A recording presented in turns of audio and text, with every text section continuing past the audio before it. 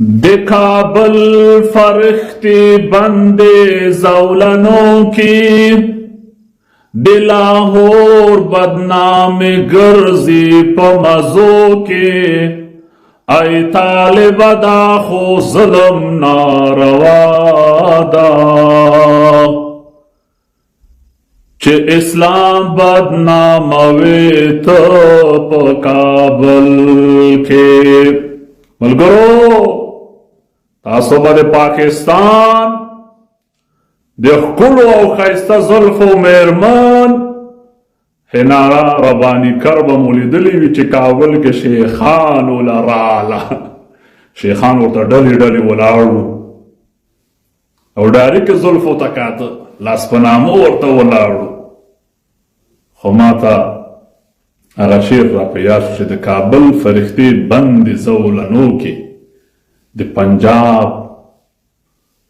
پنجاب دا رانډۍ زموږ په هیواد کې په مزو کې کوم خویندې چې د تعلیم او تحصیل او د پوهنتون د خلاصېدو په خاطر غږونه پورته کړي هغه د پلچرخي په زندان کې ګرځي. خو حنا رباني کرتا طالب او د طالب لوړپوړي مقامات تر امیر خان متقي او نورو ځناورانو لاس په نامه ورته ولاړ او ډایرکټ دی هغه دیجې ته ګوري د هغه زلفو ته ګوري.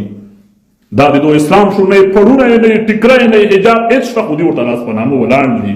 ولې بادار ده مور ده. امام ابو حنیفه و یو ماشوم ته ویل چې بچیه پام کوه چې خوی نه سي پښه دې ونه خویږي. ماشوم ورته چې امام صاحب که زه خوی سم خیر ده ته پام کوه چې خوی نه سي ټول ولس او ملت به د سره تباه و برباد شي.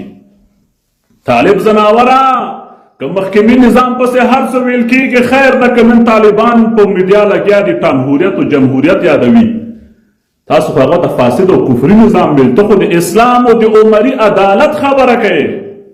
ستا د دې پنجابي اسلام سره د ټول اسلام بدنامي کېږي. دا کوم عدالت او انصاف ده؟ دا انتهایی ظلم ده. د بجلیګر خبره را په یاد سو چې کله مې تاسې ولیده چې حنا رباني کر ته لاس په نامه ولاړ یاست نو بجلیګر د خدای وبخښي د بجلیګر خبره ای شرمېدلو شیخانو ای بې شرمه شیخانو ذلیل شوی ډېر خدای ذلیل کړی د ګیرو د لونګو سره ذلیل شوی چې تاسې یوې پنجابۍ رنډۍ ته لاس په نامه ولاړ یاست او د خپل هیواد خویندې او پیر له مو راغوستي دي او په زندانونو کې مو